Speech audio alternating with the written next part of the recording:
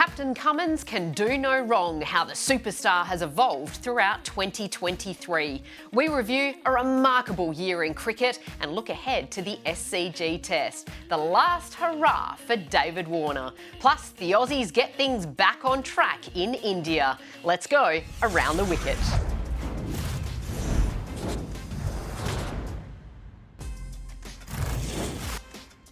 Hello and welcome to Around the Wicket. I'm Neroli Meadows. A big Happy New Year to all of you out there. Happy New Year, Lisa Sthalekar and Aaron Finch. Happy New Year. Great to be here again. Yeah, Happy New Year. And can you believe 2023 has come to an end? How quick are the years going? It's not fair. And how good is Pat Cummins going to be in 2024? He just keeps on rising, does the skipper of Australia. We're going to talk about that second test shortly. Australia take a 2-0 lead with a 79-run win within 4 days. But they're not the only Aussie team to take a 2-0 lead in an important series, Lisa. The Aussie girls overnight won the second ODI after losing that opening test. Geez, it was important to bounce back overseas, wasn't it? Yeah, especially India on their home conditions. And they're certainly in Vankhedi, the pitch is turning a fair bit. 258 runs they put on the board, and India looked like they were cruising. 41 runs required off 38 deliveries, still 6 wickets in hand. And the Indians just couldn't get it done. In the end, Australia won by 3 runs. And what about Annabelle Sutherland? Yeah, it seems to be about the Sutherlands, isn't it? Both her brother and herself are really rising to the occasion, bowling clutch overs. Yep. Annabelle was able to dislodge Richard Ghosh, who was 96, about to get a maiden century, and then the game just changed and the Australians were able to kind of put the squeeze on the Indians. The thing I love about this current Australian team is they've had some legends that are no longer in the side. Phoebe Litchfield, as such a youngster, she keeps standing up every time she gets an opportunity. Who do you think will be the next generation of players coming through when eventually people like Elise Perry, Alyssa Healy, they're no longer there? Well, I think Alyssa Healy will probably play for another couple of years, but Elise Perry, I think she'll have to be put in a wheelchair first. I just don't see her calling it a day. The younger brigade, like an Annabelle Sutherland, will step up. I also think players like Sophie Molyneux, who's kind of sitting on the bench. So players that have been in and out of the Australian team may get more opportunities moving forward. But Megan Shute, Jess Jonathan will be maybe the next kind of 2 to kind of call it a day. Yeah. But at the moment, they seem to be winning and fighting when they need to. Speaking of changing of the garden in and out of the team, Finchy, you're not in the Renegades team at the moment, but you are fit to play. Tell us what's going on at the moment. Well, I missed the Perth game on Boxing Day. That was planned from a fair way out, obviously getting on a little bit and having 3 games back-to-back with a fair bit of travel in between was always going to be a little bit more difficult. And last game, they just decided to go with Mackenzie Harvey, which I think it's a really good move as well. He's a brilliant young player and he's been around our group for such a long time. So it's nice to see him get a run and, see how we go next game. Did it hurt being left out? Oh, it always hurts a little bit, but I mean, it's just reality. As you get on a little bit, you understand it. There's nothing personal. It's just the way of T20 cricket. And sometimes it's to do with matchups and things like that. So, yeah, it's all good. It was hard to kind of watch the Melbourne Renegades. You had Finch, who scored the most runs for the Renegades, and Kane Richardson, who also had a bit of a niggle, most wickets for Renegades. That experience sitting on the bench. And then the big one, which was Nick Maddinson, former captain, put aside. Probably the right decision. Will Sutherland obviously is captaining Victoria and doing a good job. So you can see that there seems to be a change in the way that the Renegades are going. So for you, Finchy, how do you feel about your cricket at the moment? Has it been hard? You always knew it was going to be tough because you're not playing a lot of cricket since your international retirement at the start of this year. But has it been harder and what has it been like for you out in the middle? Out in the middle, it's still fine. I think you just get to a point where you're not getting as much content as you used to. And I think when you go from a state program or playing for Australia where you're hitting balls so often, where it's a few days a week, and if you do have some downtime, it's actually refreshing. Whereas as you get older and I've moved into the commentary side, so leading up to the Big Bash, I probably had less content than what would have been ideal. Because I think just getting back up to the speed of the game is the hardest thing. But, I mean, I used to love training so much and I still enjoy going to training, but I just can't do it for as long as I used to. Those warm-ups, you start counting Oh, down how don't many you? you've got left in the tank. So the Melbourne Derby coming up, we knew a few years ago it packed out the MCG. Are you going to be playing in that one? I hope so. Yeah. That's the plan? Yeah, I don't pick the team, so let's wait and see. Look at you with the cliches. Geez, do you think we'll get back to 80,000 at the G? It'd be nice to, wouldn't it? It'd be nice to. I think both teams have been struggling the last couple of years, if we're being honest. So it'd be nice to, because they were great games. I mean, we had 82,000 at the MCG and then 45,000 at Marvel Stadium. So, I mean, that was a great rivalry, and it's a shame that both teams haven't been up near the top a bit more often. What do you put it down to? Well, I think there's a couple of factors. I mean, there's a lot of talk about there being two teams in the one city, which Sydney have the same. So that dilutes your state pool a little bit more. And I think being at a non-traditional venue as well, in Marvel Stadium, you don't have access to conditions. Well, your conditions aren't always perfect. Yep.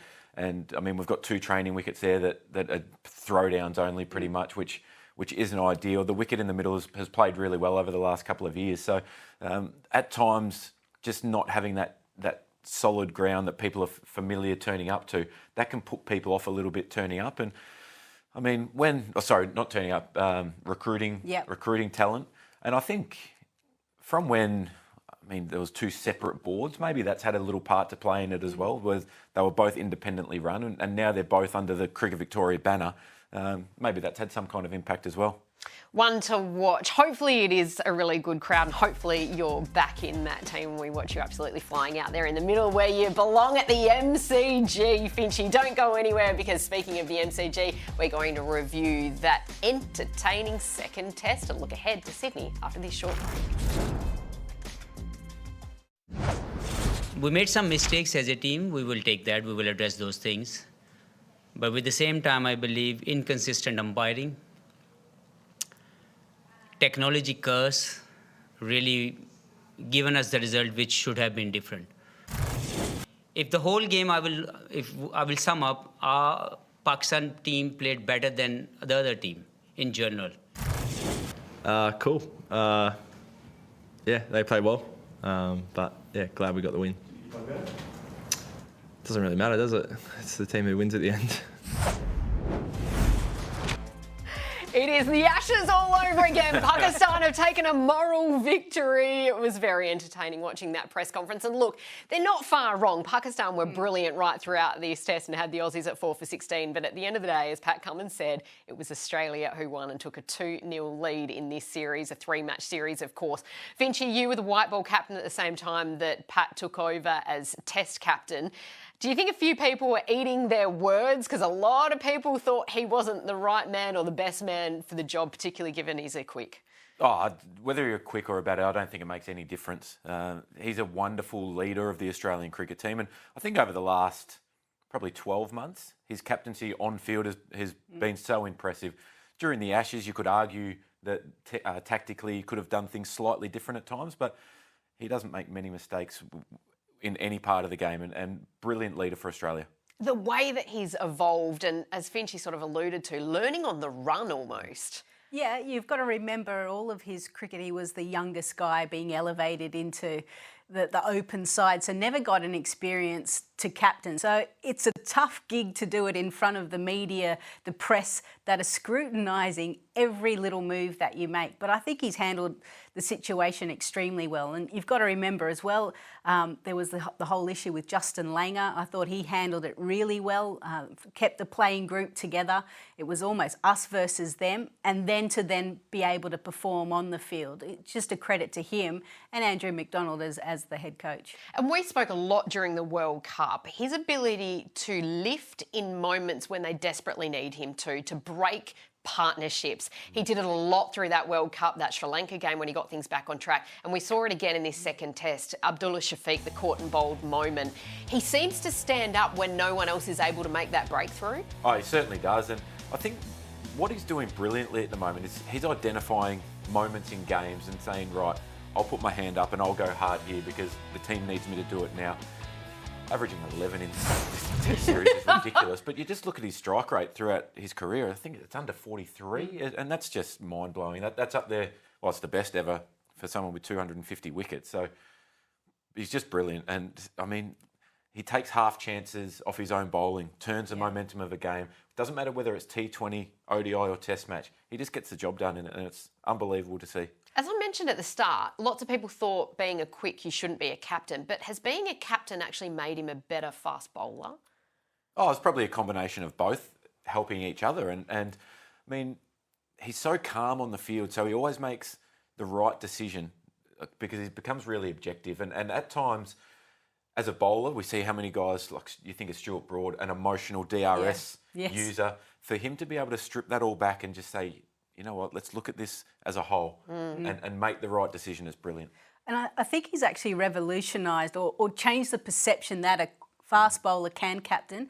We're starting to see it in the Big Bash. Nathan Ellis, Peter Siddle last year for the Strikers, Will Sutherland now for the Renegades. So everyone is now accepting actually who's the best person, regardless of their skill set, the best tactician or the best leader for this group moving forward. And if it happens to be a quick bowler, then so be it. I think the best leader is the important one there, because I think there's enough people out on the ground. If you're captaining in Australia, there's enough people out on the ground who can come to the right decision tactically. But to lead a group, not just 11 players, but it's probably coaching staff and everyone else, and you're dealing up or you're managing up as well with boards and high performance. So the best person to lead that is a brilliant captain. And on that very note, the leadership of Pat Cummins, and you were involved in this as well, in a shifting of culture, that there's a difference between fitting in and belonging. And people who now play feel like they belong as they are. They don't need to fit in to what already exists.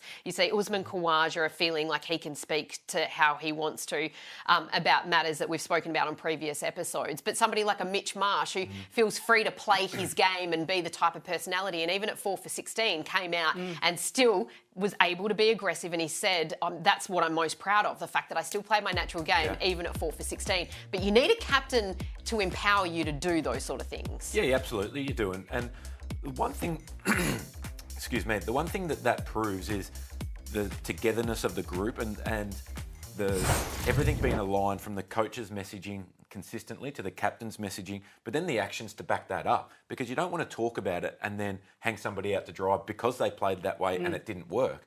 So you see that with Glenn Maxwell, probably through a lot of his one-day career, is, well, we want you to play free and we want you to win us the game, but then that comes with high risk. And when it doesn't work, they go, well, you're out of the side.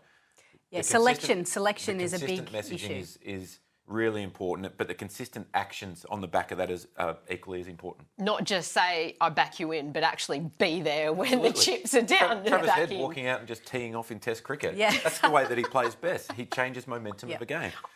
I did love Mitch Marsh joking about the fact that he hopes he gets some time out in the middle with Travis Head at some point this summer, because I feel like that would be a whole heap of fun to watch. Speaking of Pakistan earlier, their improvement was tenfold from the first test to the second test. We keep saying those figures, 4 for 16. The bold decision to send the Aussies in at the MCG. We know the deck has changed a little bit in the last couple of years, but historically you wouldn't have done that. It was the catches in the end that cost them, Lise. Yeah, unfortunately, Abdullah Shafiq, he paid the real penalty for being in first slip for as long as he did, and really cost Pakistan potentially a victory there, because if he had taken the Mitch Marsh catch, things could have certainly changed. 5 for 20 then. Yeah. That's a different game. And Australia would have been in a hole that they've never experienced for a very, very long time. It's something that I don't know if these guys have been working hard at it, or because of the change in the side, you've got different guys in different positions. But a lot of work has to be done, unfortunately. Even taking that initial David Warner catch, if you get him out on 2, you're putting more pressure on Marnus and Steve Smith coming in earlier. So who knows, when it comes down to only a 79-run test match. Also 50-plus extras probably didn't help them as well in that first innings. The stiffest guy in the match was Rizwan. He had so many bowlers, but some of them he wouldn't have got if there was 3 keepers. They were so wide down the leg side. And like you said, 79-run test match, small things. It's one catch, it's a few extras, and then before you know, that piles on each other and it becomes really difficult to chase your tail. Shan Masood, I feel like Australia is really enjoying the way that he's leading this team, his presence in front of the microphone as well. Have you admired him as an opposition captain? Yeah, absolutely. I think that's a really difficult challenge, coming to Australia and captaining especially when your back's against the wall. Babar Azam being ousted as Test captain or captain in general was a big decision. So to put all that to the side and lead the team as well as he had, I think tactically he's been excellent with the bat, especially in Melbourne. He was outstanding and just didn't kick on and get that big 100. But yeah, he's been excellent. I was going to say that the fact that PCB, there seems to be a lot of instability there. So to be able to cope with that, and like you said, Babar Azam, you know, he's a crowd favourite. You know, Pakistan fans love him, and to see him not be that skipper, there would be some feelings about that. But he's been able to bring the group together in, I guess, adverse conditions to be able to still push Australia right to the end. There's a new crowd favourite though, Hassan Ali. Wasn't he magnificent? We saw him in the first test ahead of Perth that he joined in with the Indigenous dancers in the Welcome to Country ceremony. And then this at the MCG, in just channeling his inner Merv Hughes. What a character. This is the way that you get fans on side when you're touring, Finchy. Especially down at Bay 13. You have to get them on side early. You want them on side. Because if you don't, it can be a horrible time down there because they are absolutely relentless. So well done to Hassan Ali. He's a great character. He's a great competitor. He bowled well. Haven't seen the best of him with the bat, but overall, you have to enjoy your cricket. I like the little Punjabi moves as well. The fans might have just struggled to kind of keep up with the beat with that one, but it was great. It reminds me a little bit of the way that Rishabh Pant endeared himself to the Aussie fans a few years ago with the babysitting club and all those sorts of things with Tim Payne. It's great when we see overseas stars come in and we get to know their character and not just the way they play the game. We need to move on to the SCG test though, because your great mate David Warner is finishing up. You've known him since way back when. He was known as a T20 specialist. He's gone on to become one of our greatest ever test players. Perhaps, as Andrew McDonald pointed out, a best ever player across all three forms of the game. You got an early story for us? First time I ever met David Warner, we were playing in a national carnival. He was representing New South Wales, I was representing Victoria. We played a game in Bendigo, country Victoria. He comes out to bat at number 8 or number 9, cap on. He didn't wear a helmet in all junior cricket until it was compulsory. Come out. Does that explain just... Reverse swept, first ball, 4, next ball, 4, game over. Like it was just an absolute loose cannon. And to think that same guy batting at number 8 or 9 back then, bowling leg spin and being chirpy, would go on to be one of, or like you said, Australia's best ever 3-format player and have the impact that he's had, not just on the scoreboard, but around a group, the energy that he brings, the impact that he's had on groups for a long period of time is unbelievable. So he was chirpy back then as well? Do you think? He's always been chirpy. He never, ever shuts up. Do you think he'll be emotional come the SCG test? Not really. Really? No. I don't Really? know. No. I think if he gets 100, he'll celebrate hard like he always does. But I think he'll have his family out on the ground. He'll get his 3 daughters and sail off into the sunset of Test cricket. And he's not a big softie. I don't think there'll be many tears. Surely, given the occasion and the New South Wales contingent in this Test team, even though they've won this series, you wouldn't expect players to be rested, would you? No. I think it's really important that our best players are playing Test cricket if they're fit and able. Regardless of the opposition, the Australian fans want to see the best players out there on the park. And the SCG is a special test, like you said, a lot of New South Wales guys playing at home. It's the McGrath Foundation, day 3. It means a lot for the players. David Warner, he's basically anointed Harris to be his the replacement for him once we move on to the West Indies series, which is interesting in itself. It's obviously a decision for the selectors. Andrew McDonald keeps on bringing up that name, Cameron Green. Do you like the momentum that's building for Cameron Green to do a bit of a Shane Watson move from the 6th position, obviously out of the team at the moment, into being an opener to keep that aggression going that David Warner has started with Usman Khawaja? I think the fact that he bats number 4 for WA when he plays Shield cricket will help that case. I still think that you need to go with a specialist opener, whether it's Renshaw, Harris or Bancroft. I don't think that there's a huge amount of difference between all 3 of them. I think they could choose any one of them and they'll all do a really good job. Cameron Green, it'll be a tough gig to... Yeah, he'll do well, no doubt, but I think that there's still enough time for him to have a huge Test career and it's interesting, Andrew McDonald's comments suggested that the fact that he keeps bringing it up, I think that they might go that way. It's like he's trying to get us used to the idea. But I'm not used to the idea. I think if he does open against West Indies, this is a West Indies side with 7 debutants, right? So it's not necessarily the hardest opposition. So I would expect him to do well. He'll do well if he does it. But the concern is overseas. Yeah, but I think that he'll do well if they pick Cameron Green. He'll do well for a long time. He'll be a great player for the next decade, regardless of where he bats. And I personally think that opening the batting is really difficult in Test cricket, and that takes a different kind of mental strength than what it does batting in the middle order. And having done it myself when I was probably ill-equipped as well, means that I just think that a specialist opener is needed. Just quickly, putting you on the hot seat, David Warner has indicated that he'll probably miss some international cricket in order to play in the IL T20 League. Yes, he's finishing up in the Test career, but we've got the T20 World Cup coming up. I can't imagine you, while still playing for Australia, that you would have ever missed games for the green and gold to play an overseas T20 domestic league. Is that fair? I probably wouldn't have done it personally, but I think each to their own. I think that there's a lot of things going on behind the scenes with contracts and selectors and coaches and a lot of opportunity, I think, to get other guys game time as well, because the next generation of Australian cricketers, well, the current generation, a lot of them could all fall off at the same time. Like they're all above 35. So maybe it is an opportunity to drip feed some new talent in there and get them used to international cricket, get them around the Australian cricket team. So personally, I probably wouldn't have done it, but I mean, it's not that big a deal. Well, fair to say, Davey has also played a lot of Test cricket that you didn't feed the country over the years. I'm not rubbing that into you. I'm just having Davey's back on this particular occasion. Don't go anywhere, because after this short break, get me out of this situation. We're going to be reviewing 2023. It was a great year in cricket. Welcome back to Around the Wicket. We're reviewing what was an insane year for Australia on both the men's and women's side of things, but Pat Cummins in particular was sensational, leading Australia to retaining the Ashes, the World Test Championship final, and of course that 2023 Cricket World Cup. What was your favourite moment throughout 2023, Lise? Oh, probably the World Cup.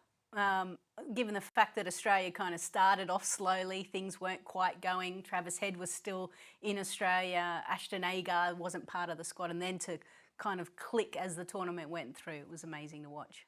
Travis Head's innings in the final, that was unbelievable. And being there live to witness it, it was like he could get out at any ball, but he could also hit any ball for 4 or 6. It was brilliant cricket. I reckon I'll go with Glenn Maxwell's on that very same point of that I will never forget how I felt in that moment watching him up against Afghanistan. You were on the boundary of I was Wankhede screaming and Stadium. shaking and carrying on. The most memorable moment, and this is something that might have been a little skew-whiff.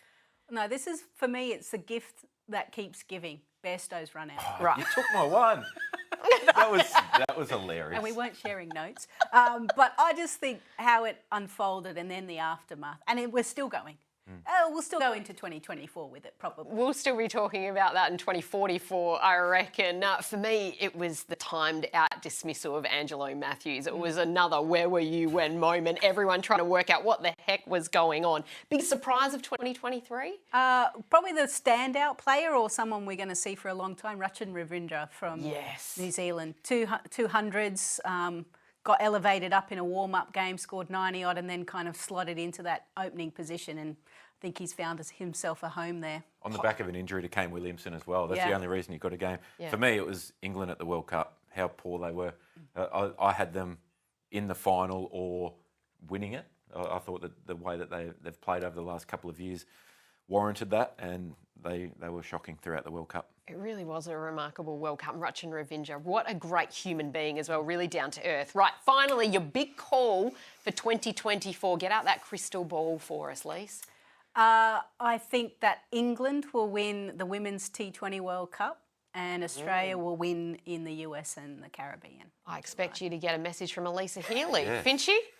I think Australia will hold all 3 men's ICC trophies at once. I like it. So somebody will join you as a T20 World Cup winning captain on the men's side. Yeah, there you go. Am I back in your good books again? Yeah, not yet. Don't go anywhere. We've got the short stuff coming up next. Crawling back. Time to take on the short stuff on Around the Wicket. Lisa, with another unfavourable forecast coming in at Sydney, where you live. We're blaming you. Is it time to move the SCG test? Move the SCG. Not. Move it to Melbourne. Not sure the S works anymore. You want to stick with it? Yeah, got to stick with it. Oh, it just rains out every single time. All right. Abdullah Shafiq, should he ever be in the slips ever again? Probably not. He's got a poor technique, and obviously he can improve, but it's almost like he doesn't know where his hands are when the ball gets nicked to him. It's not a good technique. Did you see this one watching World Cup matches in India? He was so nervous. Who's more nervous, Finchy watching his old team at the World Cup or Jeff Marsh watching Mitch Marsh get out on 96? Maybe Jeff Marsh, because it was the MCG Boxing Day and all Marsh brothers have gotten out in the 90s.